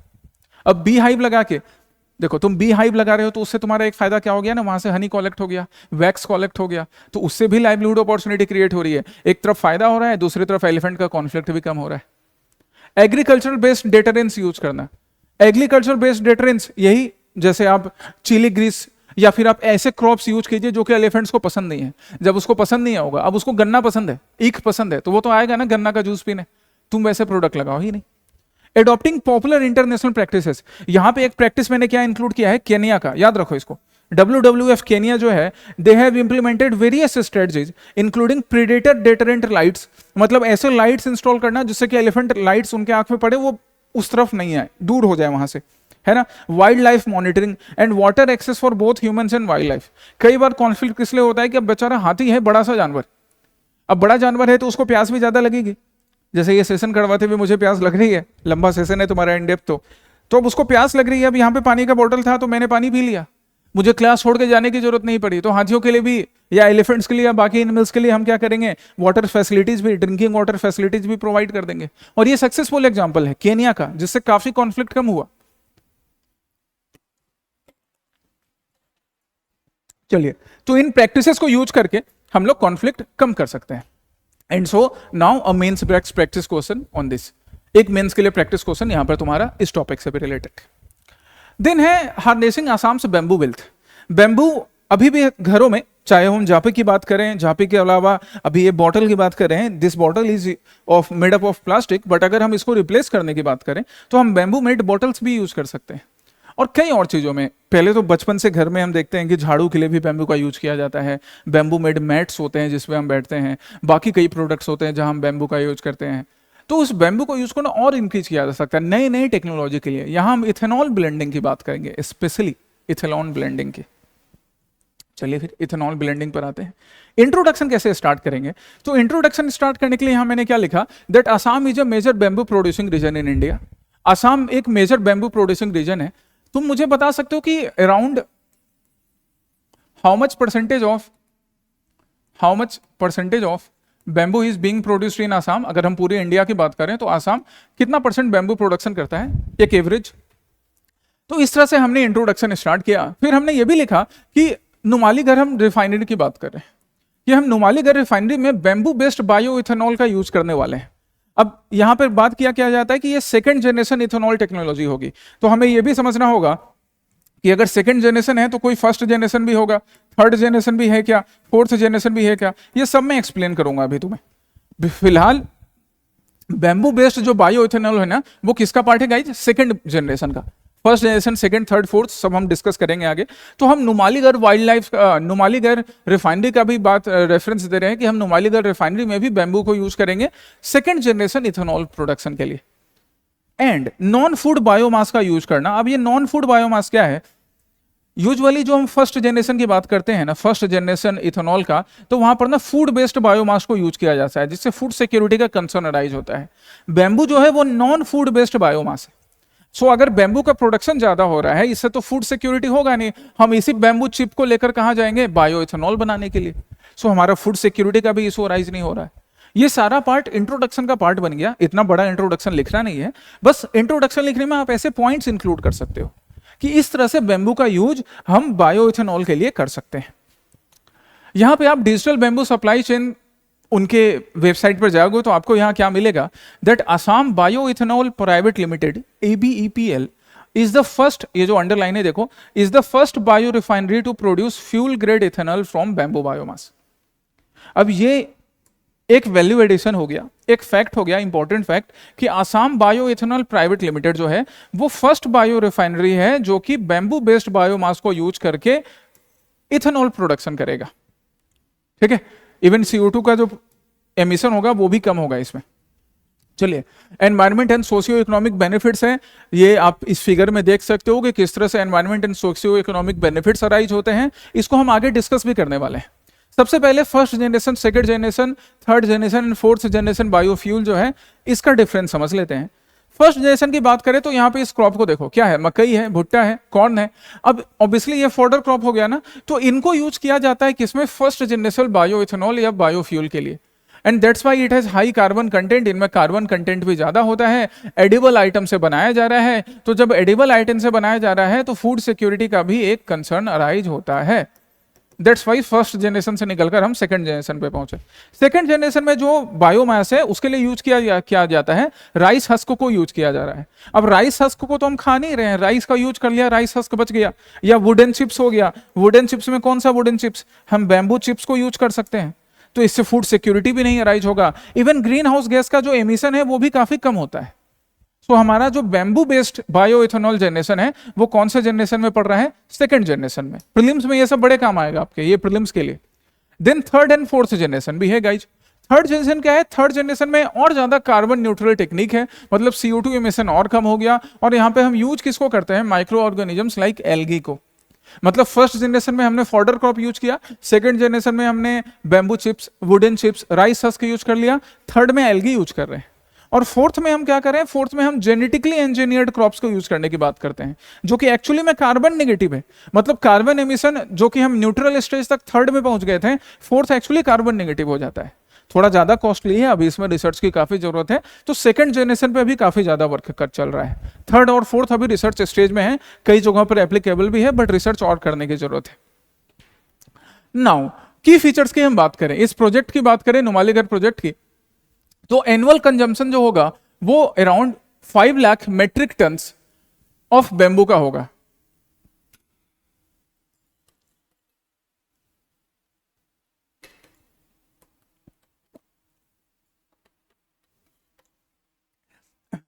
जिसके लिए जो सप्लाई चेन है वो सप्लाई चेन लोकल फार्मर्स का होगा, तो इनके लिए एम्प्लॉयमेंट अपॉर्चुनिटी इंक्रीज हो रही है। डिसेंट्रलाइज्ड एग्रीगेशन सेंटर्स बनाए जाएंगे, जिससे 1 स्क्वायर इंच जो चिप्स है, मतलब पर्पस क्या है इसका देखो, एक्चुअली डिसेंट्रलाइज्ड एग्रीगेशन सेंटर्स की हम जो बात कर रहे हैं, तो जब भी नुमालीगढ़ की बात करें या हम बाकी किसी भी रीजन्स में, सिंस आसाम में बैम्बू का प्रोडक्शन काफी अच्छा हो रहा है, तो ध्यान ये रखा जाता है कि डिसेंट्रलाइज्ड अप्रोच अडॉप्ट किया जाए, जिससे हर रीजन, डिफरेंट लोकल रीजन्स हो गए, पूरे आसाम की बात करें तो आसाम में जिस जिस रीजन में बैम्बू का प्रोडक्शन अच्छा हो रहा है, पर्टिकुलर डिफरेंट फार्मर्स हो गए या एक विलेज हो गया, तो इन विलेजेस से, इन विलेज बेस्ड यहाँ से बैम्बू चिप्स कलेक्ट किए जाएंगे और बैम्बू चिप्स कलेक्ट करके इनको फिर रिफाइनरी में यूज किया जाएगा। डिसेंट्रलाइज्ड अप्रोच बनाया जाएगा, पर्टिकुलर कोई एक सेंटर नहीं, हर जगह से कलेक्ट करने का भी काम किया जाएगा। प्रोडक्शन कैपेसिटी की बात करें तो प्रोडक्शन कैपेसिटी, बैम्बू प्रोसेस करने की production capacity around 300 kilo ton per annum है, एंड इथेनॉल आउटपुट भी अच्छा खासा है, 49,000 मेट्रिक टन का। बाई प्रोडक्ट्स जो निकलेंगे तो बाई प्रोडक्ट्स निकलेंगे फॉर्फ्यूरल जो कि एडहेसिव में यूज होता है, एसिटिक एसिड है, and food grade liquid carbon dioxide है। मतलब बाई प्रोडक्ट भी उतना हार्मफुल नहीं है, इवन रीयूज भी हो सकता है, कई चीजों में यूज भी कर सकते हैं। सो ओवरऑल फीचर जो है प्रोजेक्ट का वो अच्छा है, जिससे एम्प्लॉयमेंट जनरेशन भी है, डिसेंट्रलाइज्ड यूज भी होगा, और इसका जो बाई प्रोडक्ट निकल रहा है वो बाई प्रोडक्ट भी यूजफुल होता है। अब हम ओवरऑल बेनिफिट की बात करते हैं। बेनिफिट क्या है? Energy and environmental benefit. India का जो टारगेट है 20% इथेनॉल ब्लेंडिंग, उस टारगेट को फुलफिल करने में हेल्प करेगा ये, and that's why our dependence on crude oil और फॉसिल फ्यूल्स वो कम हो जाएगा। हमारा जो सरप्लस बायोमास है, और वो भी बायोमास बिना फूड सिक्योरिटी को दिमाग में लाए, बिना फूड सिक्योरिटी का कंसर्न राइज किए, उस सरप्लस बायोमास को हम यूज कर सकेंगे।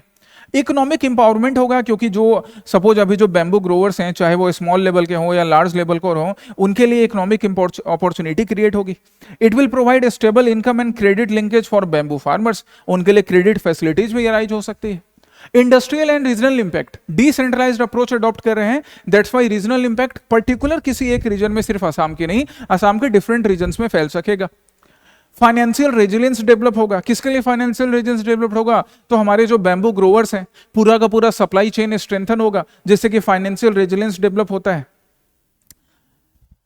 इस लाइन पर ध्यान दो, for fuel export potential to Europe after certification.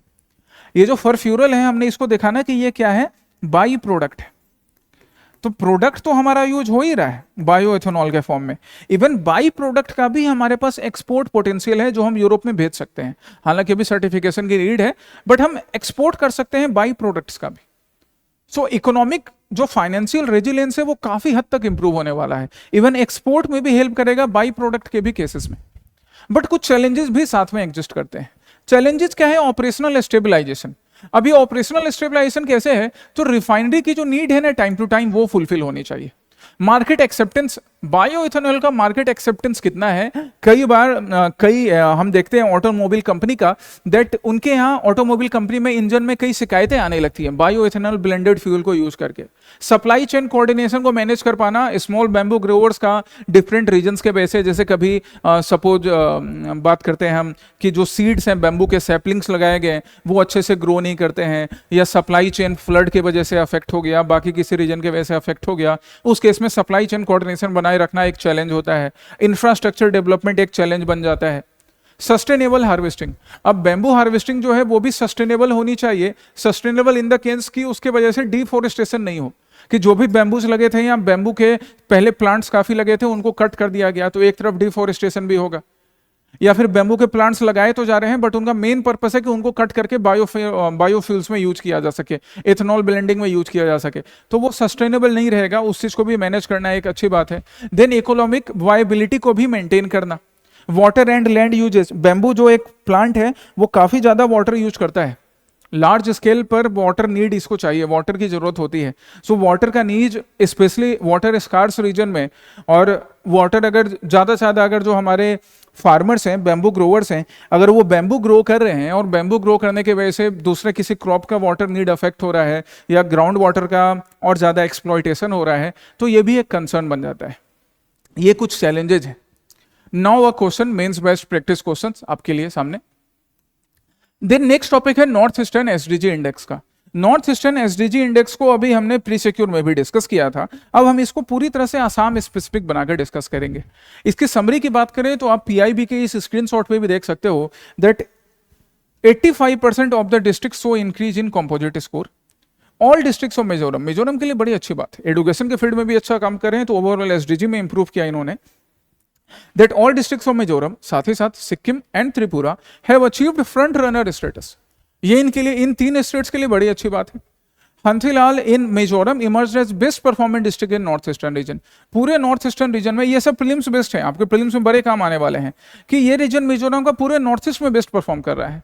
Nagaland में भी, जहां पर डेवलपमेंट को लेकर, इंफ्रास्ट्रक्चरल डेवलपमेंट को लेकर, हेल्थ को लेकर, एजुकेशन को लेकर कई कंसर्न्स थे, कई चैलेंजेस थे, नागालैंड ने उसको एड्रेस किया और 3 डिस्ट्रिक्ट टॉप 10 परफॉर्मेंस में पहुंच गए।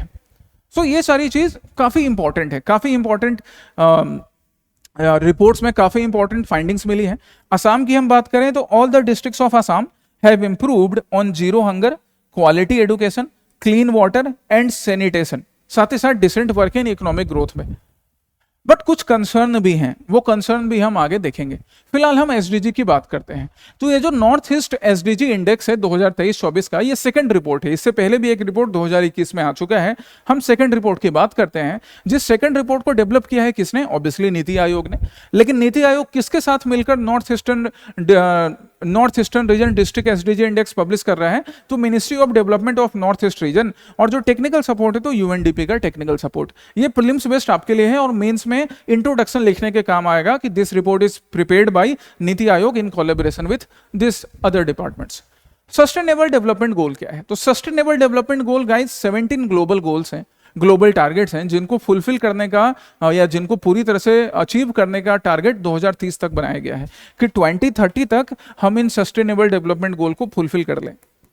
कम हो पाएंगे पर ठीक है, गोल बनाना और फिर उसके पीछे लगे रहना इंसान का यही पर्पस है। 2015 तक मिलेनियम डेवलपमेंट गोल चलते थे, जो आप देख सकते हो इस तरह से 8 हेडिंग्स में पहले कन्फाइंड थे। अब इसको एक्सपेंड किया गया और सस्टेनेबल डेवलपमेंट गोल बनाए गए 17 हेडिंग्स में। This is the sustainable development goal. हम यहाँ पे सारे सस्टेनेबल डेवलपमेंट गोल को नहीं स्टडी कर रहे हैं।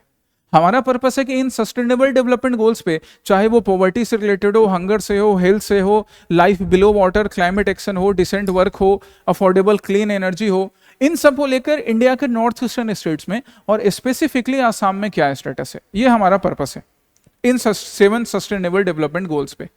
तो अब हम हाईलाइट्स पर आ जाते हैं। सेकेंड रिपोर्ट है ये, क्योंकि पहला रिपोर्ट कब पब्लिश हुआ था? 2021 में। ठीक है, ये सेकेंड रिपोर्ट की बात करते हैं। इस सेकंड रिपोर्ट में हमने डिस्ट्रिक्ट लेवल परफॉर्मेंस ट्रैक किया है। जब डिस्ट्रिक्ट लेवल परफॉर्मेंस ट्रैक किया है तभी हमें मालूम पड़ा कि किस मिजोरम के कौन से डिस्ट्रिक्ट ने, अरुणाचल के कौन से डिस्ट्रिक्ट ने, या आसाम के ओवरऑल सारे डिस्ट्रिक्ट ने इंप्रूवमेंट दिखाया है इस फील्ड में। डिस्ट्रिक्ट लेवल अप्रोच से हमें और ज्यादा बढ़िया, अगर सिर्फ हम स्टेट बेस्ड अप्रोच अडॉप्ट करते हैं तो हमें ये नहीं मालूम पड़ता कि किसी स्टेट के किस रीजन में प्रॉब्लम है और किस वजह से प्रॉब्लम है। दैट्स वाई ये डिस्ट्रिक्ट बेस्ड अप्रोच काफी बढ़िया है। कैटेगराइजेशन किसमें किया गया? डिस्ट्रिक्ट का 4 पार्ट में, achiever, front runner, performer and aspirant. तो आपका इंप्रूवमेंट जैसे जैसे बढ़ता जाएगा इस तरह से आपका कैटेगराइजेशन भी इंप्रूव हो रहा है। ठीक है, चलिए ये प्रीलिम्स के लिए याद रखिएगा। देन हम फीचर्स की बात करें, क्या फीचर है? तो 2024 का ये जो सेकंड रिपोर्ट है, इस सेकंड रिपोर्ट में ये चीज मालूम पड़ा कि SDG goals leaving no one behind concept के रास्ते पर चल रहा है। North Eastern states they are showing very good improvement in fulfilling the sustainable development goals as per these key findings। कि अगर हम की फाइंडिंग्स की बात करें तो कई रीजन्स ने, हर स्टेट ने इंप्रूवमेंट दिखाया है। सबसे लोएस्ट की बात करें तो सबसे लोएस्ट हमको मिला लोंगडिंग अरुणाचल प्रदेश में, और सबसे हाईएस्ट हमको मिला हंथियाल रीजन मिजोरम में। सबसे लोएस्ट ओवरऑल पूरे नॉर्थ ईस्ट की बात करेंगे, पूरे नॉर्थ ईस्ट की बात करेंगे तो सबसे लोएस्ट लोंगडिंग अरुणाचल प्रदेश, सबसे हाईएस्ट हंथियाल में। अब ये देखो डिस्ट्रिक्ट वाइड रिपोर्ट जब आ गया ना, रीजन वाइड रिपोर्ट जब आ गया, तो अब हम लोग एड्रेस करेंगे कि लोंगडिंग रीजन में ऐसा क्या इशू था कि यहाँ पे सस्टेनेबल डेवलपमेंट गोल बहुत कम ही पूरे कर पाए। टॉप परफॉर्मिंग स्टेट्स में हमारे मिजोरम, सिक्किम और त्रिपुरा आते हैं, इसको हमने पहले भी देखा था। असम के लिए अब एक कंसर्न क्या है असम के लिए? यहाँ पे none from Assam feature in the top 10 districts. Assam ने ओवरऑल ग्रोथ तो अच्छा दिखाया है, लेकिन टॉप 10 डिस्ट्रिक्ट में एक भी असम से नहीं आ रहा है। अब असम की गवर्नमेंट को ये चीज सही करने की जरूरत है, and that's why civil services aspirant से ये क्वेश्चन पूछे जाएंगे कि भैया क्या रीजन थे जिसकी वजह से टॉप 10 में नहीं आए और क्या वे फॉरवर्ड हो सकता है। आसाम की हम बात करें की हाईलाइट का कि आसाम में क्या स्टेटस है, तो आसाम में डिब्रूगढ़ ने सबसे बढ़िया परफॉर्मेंस दिखाया, हाईएस्ट 74.29 स्कोर। और साउथ सलमारा मनकाचार जो डिस्ट्रिक्ट है ये रीजन लोएस्ट रहा है। तो अब इस रीजन में क्या चैलेंजेस था? फ्लड बेस्ड चैलेंजेस था, डेमोग्राफिक चैलेंजेस था, बाकी और कोई इंफ्रास्ट्रक्चरल चैलेंज है जिसके वजह से सस्टेनेबल डेवलपमेंट गोल्स नहीं फुलफिल हो पा रहे हैं। तो that would be our concern, क्योंकि इसका रैंक भी काफी कम रहा है, 118 है among 121 north eastern districts. West Karbi Anglong की बात करें तो ये भी 108 पर आया है, उदालगुरी 102 पे, बक्सा 97 एंड बारपेटा 94 रैंक पर। सो इस रीजन में चाहे वो बारपेटा हो, वेस्ट कार्बी एंगलोंग हो, साउथ सलमारा मनकाचार रीजन हो, इन रीजन में काम करने की बहुत जरूरत है। ये एक फिगर है जहां पे आप आसाम के डिस्ट्रिक्ट्स का देख सकते हो कि आसाम के डिस्ट्रिक्ट्स किस तरह से परफॉर्म कर रहे हैं। 31 डिस्ट्रिक्ट्स 88.57 अच्छा परफॉर्मेंस किया है, 2 डिस्ट्रिक्ट काफी कमजोर परफॉर्मेंस है। चलिए हम रीजन्स देखते हैं। रीजन्स क्या है? बिकॉज ऑफ विच रीजन ये जो फिगर था ना, ये फिगर जो बात कर रहे हैं, जो आपको मैंने यहाँ पर डिस्ट्रिक्ट वाइज परफॉर्मेंस दिया है, this is just for the understanding. इसको आंसर सीट में बनाने की जरूरत नहीं है, उसको लेकर मत परेशान होना कि सर हम इसको याद कैसे रखेंगे फिगर। ये बस तुम्हें समझाने के लिए दिया गया है। जो पॉइंट्स हम पहले डिस्कस कर रहे थे, यहाँ पे जो पॉइंट्स डिस्कस किया था उसकी एक समरी जैसी। क्या ऐसे रीजन है, मेन हमारा पर्पस हो गया उन रीजन्स को ढूंढना जिसके वजह से हमने बढ़िया परफॉर्म नहीं करा इन डिस्ट्रिक्ट्स में, इन रीजन्स में। तो क्या रीजन्स रह गए? पहला, ज्योग्राफिकल एंड इंफ्रास्ट्रक्चरल कॉन्स्टेंट। जैसे district like south Salmara Bankachar region, जिसका रैंक 118 है, मतलब 121 के बीच अगर आप 118 रैंक ला रहे हो तो कंसर्निंग बात है। यहां पर कनेक्टिविटी खराब है। अब जब कनेक्टिविटी खराब है, इसका मतलब कि रोड नेटवर्क या एयर नेटवर्क या ट्रेन नेटवर्क या सपोज इनर वाटरवे नेटवर्क, इसमें काम करने की जरूरत है, तब जाके आपका सस्टेनेबल डेवलपमेंट गोल इंक्रीज होगा। हेल्थ केयर फैसिलिटी या एक्सेस टू एजुकेशन, इन सब चीजों में भी काम करने की जरूरत है। ठीक है जी। गवर्नेंस एंड इंप्लीमेंटेशन गैप की बात करें। अब गवर्नेंस, जिसका पार्ट तुम बनोगे एज ए सिविल सर्वेंट, तो आपने बहुत सारे प्लान तो बना लिए, आपने कुछ फील्ड में अच्छा काम किया, जैसे you have worked in zero hunger, you have worked in clean waters, but still policy education overall slow रहा, या पॉलिसी एजुकेशन के साथ साथ करप्शन जो है। अब करप्शन के केसेस तो हमने एपीएससी में भी देखे कि कैश फॉर जॉब स्कीम, उसको लेकर अभी सजा सुनाई जा रही है, जबकि एग्जाम काफी पहले हुआ था। तो वो भले डायरेक्टली इससे रिलेटेड नहीं है, पर कहीं ना कहीं आपके ओवरऑल डेवलपमेंट गोल्स को तो इंपैक्ट करेगा ना, क्योंकि उससे एजुकेशन इंपैक्ट हो रहा है, इंप्लॉयमेंट अपॉर्चुनिटीज इंपैक्ट हो रही है। अनइवन सोशियो इकोनॉमिक डेवलपमेंट, एक तरफ हम देखते हैं तो जोरहाट के रीजन में या शिवसागर रीजन में या तिनसुकिया रीजन में या गुवाहाटी रीजन में इकोनॉमिक डेवलपमेंट काफी अच्छा, पर जब हम धुबरी रीजन जाते हैं, जब हम साउथ सलमारा मनकाचार रीजन जाते हैं, तो हम वहां देखते हैं कि इकोनॉमिक डेवलपमेंट इवन नहीं है, काफी अनइवन है।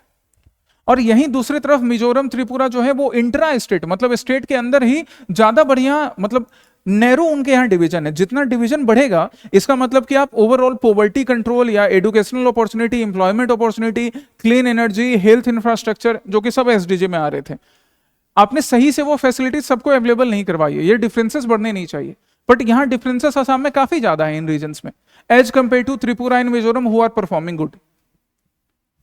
तो हमें इन पर भी ध्यान देना है। वीक परफॉर्मेंस इन की एसडीजी, कुछ की सस्टेनेबल डेवलपमेंट गोल्स हैं, जैसे क्वालिटी एजुकेशन को ओवरऑल इंप्रूव करने की जरूरत है, स्पेशली कुछ रीजन्स में, जैसे ये साउथ सलमारा मनकाचार रीजन हो गया या कार्बी एंगलोंग रीजन हो गया, और बाकी रीजन जहां पर भी एजुकेशन इंप्रूवमेंट की बात है। Gender equality still a concern.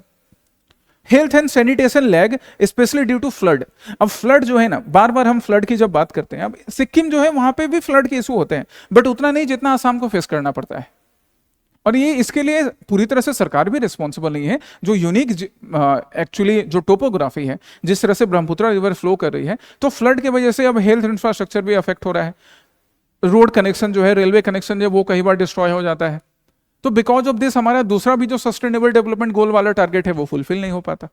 ये हमें मेन चैलेंजेस फेस करने पड़ते हैं। अब जब ये मेन चैलेंजेस हैं, एक बार हमें इशू मालूम पड़ गया, तो हम इनके लिए वे फॉरवर्ड भी निकाल सकते हैं। वे फॉरवर्ड हमारा क्या हो गया? Targeted infrastructure development. Targeted infrastructure development क्यों मैंने यहां पर लिखा कि इंफ्रास्ट्रक्चर डेवलपमेंट, अब गुवाहाटी में तो बहुत बढ़िया इंफ्रास्ट्रक्चर डेवलपमेंट हो रहा है, रोज नए फ्लाईओवर बन रहे हैं, बट हमें गुवाहाटी से निकलकर बाहर उदालगुरी, बक्सा रीजन में भी इंफ्रास्ट्रक्चर डेवलपमेंट की बात करनी है, जो कि बाकी स्टेट्स ने, जैसे सिक्किम ने या फिर बाकी स्टेट जो अच्छा परफॉर्म कर रहे हैं, उन्होंने करके दिखाया है। हमें हेल्थ एंड सैनिटेशन फोकस उन रीजन में करना है, चाहे हम आयुष्मान भारत स्कीम को यूज करें या बाकी स्कीम्स को, जहां पर हेल्थ को लेकर काफी ज्यादा गैप दिखा गया है। एजुकेशनल एंड स्किल इनहेंसमेंट, यहां पर भी हम समग्र शिक्षा अभियान का यूज कर सकते हैं या बाकी एजुकेशनल इनिशिएटिव का यूज कर सकते हैं। कम्युनिटी ड्रिवन गवर्नेंस, कम्युनिटी का यूज करना। अभी हम रिसेंट में काफी कंट्रोवर्सी देखते हैं रिलेटेड टू सर्टेन कम्युनिटीज, कि किसी पर्टिकुलर कम्युनिटी को टारगेट किया जा रहा है ड्यू टू रिलीजन और ड्यू टू एथनिक बैकग्राउंड और समटाइम्स ड्यू टू लैंग्वेज। इसके वजह से भी कहीं ना कहीं आपका जो ओवरऑल परफॉर्मेंस होता है ना, वो अफेक्ट होता है।